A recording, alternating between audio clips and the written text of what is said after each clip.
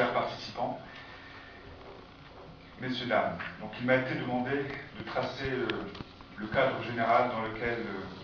se sont développées les inégalités dans le monde occidental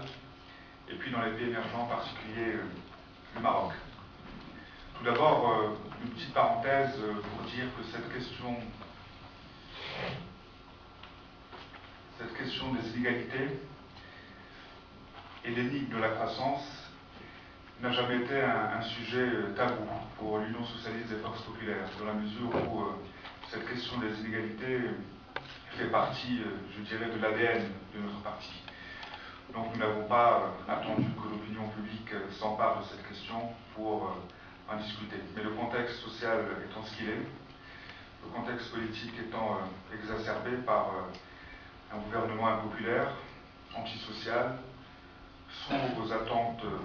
de l'ensemble des parties prenantes, notamment des syndicats, nous oblige, dans une législature très difficile, dans un contexte macroéconomique très difficile, à poser cette question de la répartition des richesses dans un pays comme le Maroc, où malgré beaucoup d'avancées par ailleurs, cette question de la croissance de sa redistribution se pose dans toute son acuité.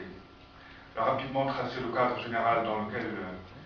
ont évolué les inégalités depuis 30 ans, dans la mesure où la mondialisation est en partie responsable, mais en partie seulement, car on verra qu'il y a la bonne et la mauvaise mondialisation. La bonne mondialisation a accéléré ce qu'on appelle le processus de convergence en termes de développement entre les pays du Sud et les pays du Nord. Dans la mesure où la plupart des pays émergents, des BRIC, et pas seulement, ont pu tirer profit grâce au phénomène de division internationale du travail, à travers la spécialisation, le transfert technologique notamment, ont pu tirer profit de cette mondialisation qui s'est, on va dire, matérialisée par l'amélioration de leur compétitivité, l'élargissement substantiel des classes moyennes, la réduction très drastique de la pauvreté extrême, bien évidemment la création d'emplois et l'élévation du niveau de vie dans ces pays-là. Paradoxalement, cette mondialisation a accentué les inégalités à l'intérieur des pays occidentaux, à la faveur d'un phénomène que beaucoup connaissent, notamment les délocalisations qui se sont traduites par une désindustrialisation massive dans les pays occidentaux, entraînant donc l'augmentation massive du chômage, avec derrière en filigrane aussi la fin des politiques de transferts sociaux dans nombre de pays occidentaux. Tout cela a été mis en lumière à travers la crise 2007-2008, qui au départ est une crise financière et économique, mais qui s'est traduite également sur le plan social, où là on a vu, à la faveur donc, de ces politiques ultralibérales menées dans les années 80, ont accentué donc, le phénomène de vulnérabilité, de précarité, d'exclusion sociale, à la faveur donc de la levée, donc de la mise, de la levée en réalité donc des filets sociaux dans la plupart de ces pays. Dans les pays de la région MENA, les pays arabes, l'Afrique notamment, nous n'avons pas pu tirer profit de ce phénomène de mondialisation. Nous ne sommes pas parvenus à nous insérer durablement dans ce phénomène de division internationale du travail, et cela s'est matérialisé par une perte de la compétitivité du Maroc depuis une vingtaine d'années maintenant, malgré donc tous les efforts qui ont été faits par les pouvoirs publics. Ce qui nous fait dire que tout État digne de ce nom a le devoir de mettre en place les politiques économiques et sociales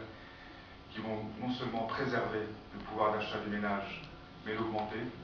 afin de garantir la cohésion sociale qui est elle-même garante de la paix sociale et de la stabilité politique. Et on a vu ce que ça donne, notamment dans les pays arabes,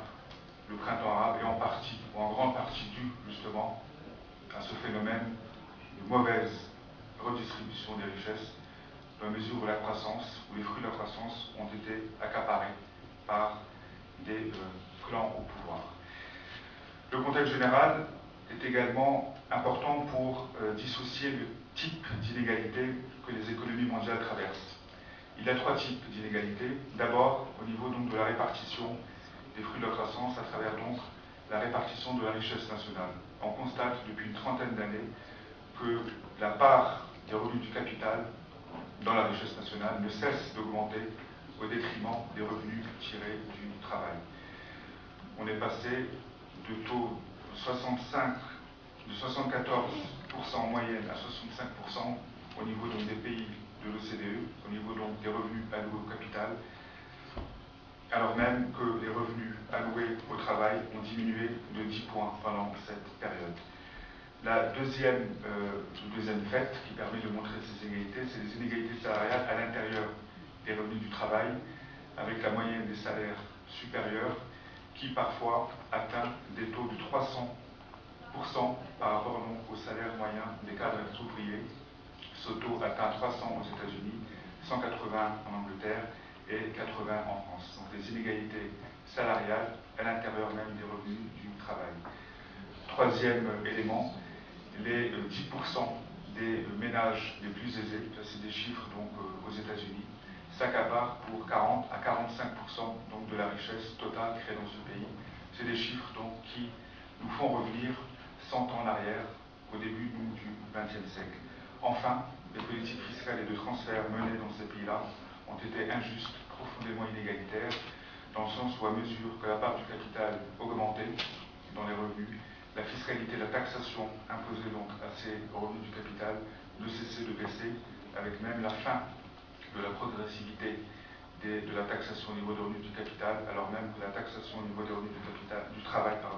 ne cessait d'augmenter. Alors tout cela a un certain nombre de causes sur lesquelles on peut revenir très rapidement, notamment ce qu'on appelle les rendements de capitaux exigés par les actionnaires, donc à la faveur de ces politiques ultralibérales, le tout marché, ce qu'on appelle donc les politiques issues du consensus de Washington, ont imposé donc un nouveau mode de redistribution des richesses, avec donc la maximisation, ce qu'on appelle de la valeur actionnariale, où les actionnaires vont demander, exiger des taux de rendement largement supérieurs à la rentabilité économique moyenne des États, voire même à la croissance économique des pays. Ce qui fait bien évidemment qu'à mesure donc que le gâteau, comme on dit, n'augmente pas, la part allouée au revenu du capital ne cessait d'augmenter. Un autre élément, bien évidemment, le recul de l'État dans tous ces pays-là, qui s'est traduit donc par la fin des politiques de redistribution, par la fin des politiques de transferts sociaux, donc augmentant par-delà donc la vulnérabilité et le phénomène d'exclusion. Quelles sont les conséquences de cette montée des inégalités dans les pays? Sur le plan social et politique, bien évidemment, on l'a vu dans la plupart des pays arabes, comme je le rappelais tout à l'heure, que les inégalités accroissent la vulnérabilité, l'exclusion, la pauvreté, et entament, si vous voulez, d'une certaine manière, la cohésion sociale dans les pays, altérant par-delà l'instabilité politique. Dans les pays occidentaux, en Europe notamment, cette mauvaise répartition des richesses a entraîné d'une certaine manière un repli identitaire matérialisé par la montée des extrémismes politiques dans ces pays-là, ce qui est donc un fait très dangereux. D'où la nécessité pour les partis de gauche progressistes de proposer justement des politiques à même de garantir la création d'un cadre macroéconomique suffisamment volontariste à même de créer les conditions de création de richesse, mais cette création de richesse devra être redistribuée de manière équitable en fonction de l'engagement de chacun dans l'atteinte des objectifs. S'agissant du Maroc, rapidement donner quelques éléments par rapport à la croissance. Pourquoi on considère que la croissance au Maroc est une énigme? On voit d'abord que celle-ci est caractérisée par sa volatilité depuis une trentaine d'années maintenant, puisque la moyenne de la croissance au Maroc dans les années 80 était de 4%, elle est tombée à 2,7% dans les années 90, pour remonter à en moyenne 5% dans les années 2000, et depuis 2010, la moyenne de la croissance au Maroc est de moins de 4%. Ce qui nous fait dire que malheureusement, ces chiffres-là ne sont pas suffisants pour permettre l'absorption tous les ans donc de 200 000 demandeurs par an, 200 000 demandeurs d'emploi par an, alors même que la capacité d'absorption de l'économie marocaine n'est que de 100 000. Il faudrait donc doubler ce chiffre de croissance. On remarque aussi que malgré les efforts qui ont été faits, malgré les différents plans sectoriels qui ont été mis en place dans l'agriculture, dans l'industrie, dans le tourisme, la croissance reste fortement tributaire de l'aléa climatique, ce qui nous fait poser la question suivante: est-ce que véritablement Le Maroc est un pays à vocation agricole, alors même que nous sommes démunis en termes de ressources. Les causes de cette stagnation, de cette situation assez paradoxale, elles sont bien évidemment exogènes, à travers les effets dévastateurs des plans d'ajustement structurel, le coût social notamment, dont nous cessons de payer le prix aujourd'hui, les effets de la crise 2008 sur la demande étrangère adressée au Maroc, en raison donc de la crise en Europe, mais nous avons aussi notre part de responsabilité, à travers notamment l'essoufflement d'un modèle économique basé donc sur le développement du marché intérieur. On constate depuis un certain nombre d'années la stagnation des salaires, à travers donc la baisse du pouvoir d'achat des ménages, ce qui nous fait penser donc que ce modèle, au niveau donc du Maroc, n'est plus viable. L'inefficacité de la politique de l'offre qui est mise en place depuis un certain nombre d'années par les pouvoirs publics, qui est arrivée, à notre sens, beaucoup trop tard, et dont les résultats ne sont pas donc à la hauteur des attentes de notre économie, dans la mesure où on voit bien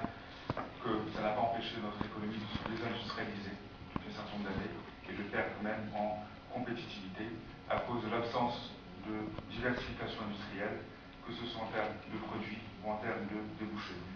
Puis nous avons des facteurs de vulnérabilité interne, notamment tout ce qui concerne certains éléments du climat d'investissement, l'accès au financement, la fiscalité, le foncier, le capital humain et des facteurs qu'on appellerait de rigidité structurelle, notamment la rigidité du marché du travail et la productivité du Maroc, qui est l'une des plus basses de la région MENA. On peut ajouter à cela la corruption aussi, qui est